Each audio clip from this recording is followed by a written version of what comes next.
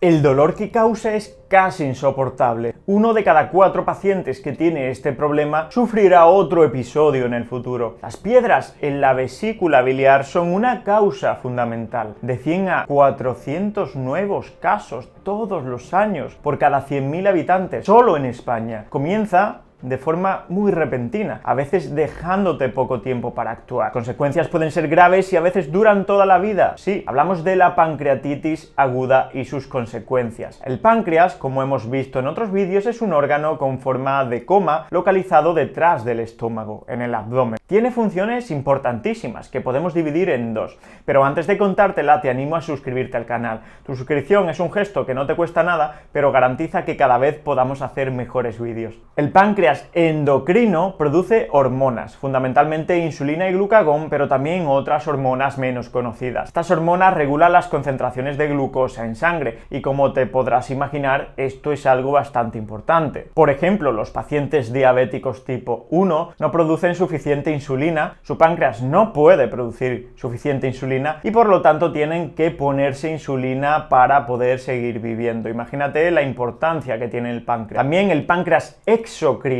produce enzimas, que son proteínas que se encargan de ayudarte a hacer la digestión. Estas enzimas son muy irritantes y se activan cuando llegan al tubo digestivo. Son tan irritantes porque tienen que ayudar, junto con los jugos gástricos y la bilis, a procesar todos los alimentos que ingieres. Pero si se activan dentro del páncreas, comienzan los problemas. Y de eso va el vídeo de hoy. La pancreatitis se trata de una inflamación del páncreas. Es una enfermedad que, primero, no es infrecuente y, segundo, puede tener consecuencias graves. Además, produce muchísimo dolor abdominal y otros síntomas que ahora mismo veremos. Requiere siempre ingreso y manejo hospitalario. Recuerda que es una enfermedad grave. Y ahora vas a entender el por qué se inflama el páncreas. La primera causa: piedras en la vesícula biliar o colelitiasis. Hay un conducto a través del cual la bilis, que se produce en el hígado y se almacena en la vesícula biliar, pasa al tubo digestivo. También las secreciones pancreáticas pasan por ese conducto desde el páncreas al intestino, al tubo digestivo, al duodeno. Se llama colédoco este conducto. Pues a veces una piedra o litiasis se forma en la vesícula biliar y a veces se queda ahí, pero otras veces a esa piedra le da por ser aventurera y sale por el conducto cístico, llegando al colédoco y a la papila duodenal. Se queda como atascado ahí. No puede pasar, no puede llegar al tubo digestivo. Entonces, las secreciones pancreáticas, que también desembocan ahí y que están cargadas de enzimas irritantes, como os decía, no tienen por dónde salir al duodeno. ¿Qué ocurre? Pues que esas enzimas se activan dentro del páncreas y empiezan a irritarlo, empiezan a digerirlo, inflamándolo rápidamente. Y esta es la causa más frecuente de pancreatitis. ¿Quieres otro vídeo sobre vesícula biliar y prevención de piedras en la vesícula? Pues déjamelo abajo en los comentarios. También tenemos otra causa muy frecuente, que es el consumo excesivo de alcohol. Es la segunda causa más frecuente de pancreatitis y la primera causa de pancreatitis crónica. También el tener varios episodios repetidos de pancreatitis aguda puede generar una pancreatitis crónica. Dime, ¿es tu consumo de alcohol bajo, nulo, moderado o alto? Otra causa: tener los triglicéridos muy elevados. Los triglicéridos son moléculas de almacenamiento de energía formadas por 3 ácidos grasos y un glicerol. Normalmente están en tu sangre en cantidades por debajo de los 150 miligramos por decilitro, con picos después de comer, sobre todo después de comer alimentos grasos. Pero cuando tenemos cifras en sangre por encima de los 1000 miligramos decilitro, el riesgo de pancreatitis aguda se eleva considerablemente. Otra causa es la pancreatitis post-CPRE. ¿Qué es esto de la CPRE? Pues es un procedimiento diagnóstico y terapéutico utilizado para diagnosticar problemas en la vesícula biliar o en el páncreas y puede producir pancreatitis como una complicación. También la pancreatitis post-traumática, después de un traumatismo. Por ejemplo, recuerdo perfectamente cuando en sexto de medicina, en el último año, roté en la UCI pediátrica de mi ciudad y un chico de 6 años ingresó con una pancreatitis tras caerse de la bicicleta y golpearse el abdomen con el manillar de la misma. Hay algunos fármacos como hipoglucemiantes para diabetes, antibióticos como el trimetoprim sulfametoxazol o algunos analgésicos, algunas estatinas o incluso algunos inmunosupresores que pueden producir pancreatitis. No es algo frecuente, pero puede ocurrir. También algunas infecciones, como las causadas por el virus de la parotiditis, el paramyxovirus, pueden afectar al páncreas y causar pancreatitis. Otra vez, es poco frecuente. Y finalmente, hay otras causas más raras que engloban alteraciones en la glándula paratiroides, no tiroides, paratiroides, alteraciones morfológicas congénitas del páncreas o de las vías biliares y otras causas más marginales. Y dirás, ¿qué síntomas puedo tener si tengo una pancreatitis? ¿Cómo sé que lo que tengo es una pancreatitis y no otra cosa? Como siempre, es muy importante que entiendas una cosa, y es que los síntomas que ocurren en la mayoría de problemas de salud no son específicos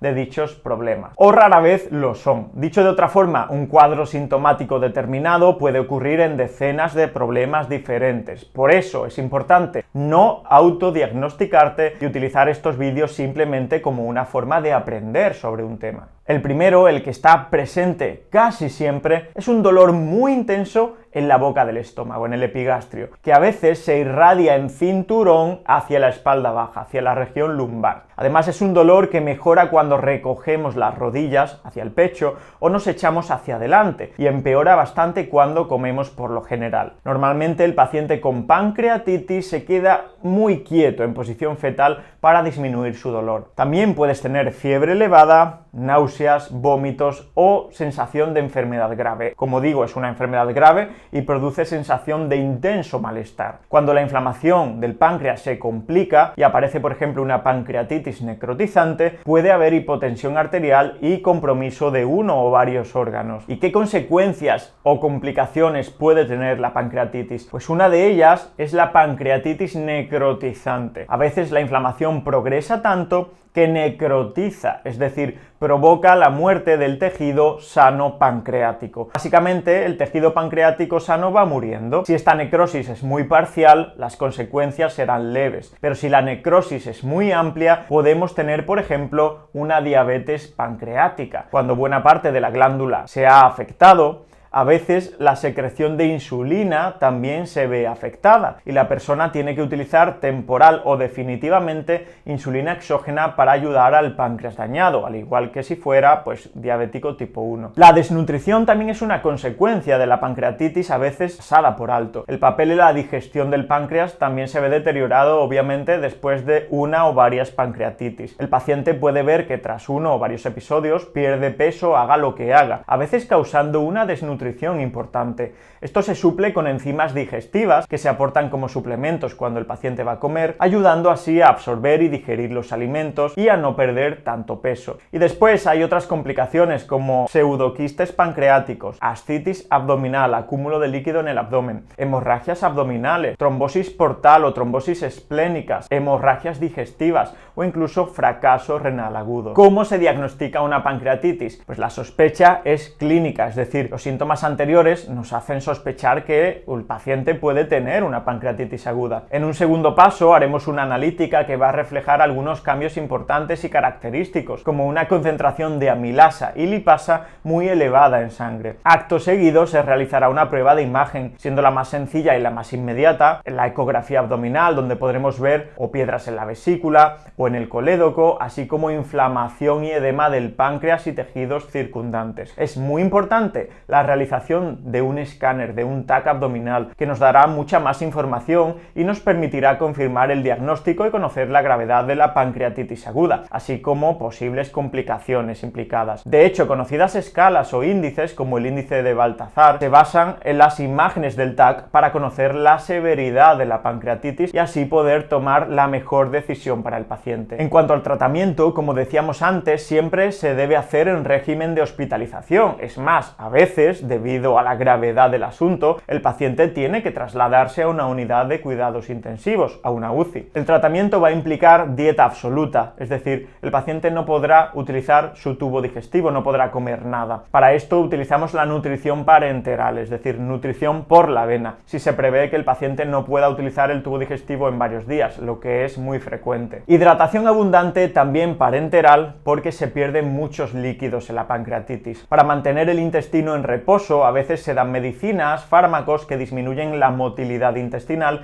y reducen las secreciones digestivas. Es necesario dar analgésicos por el intenso dolor, también antibióticos para evitar infecciones que empeorarían la evolución y tratamiento de la causa si es que se ha podido identificar una causa de la pancreatitis.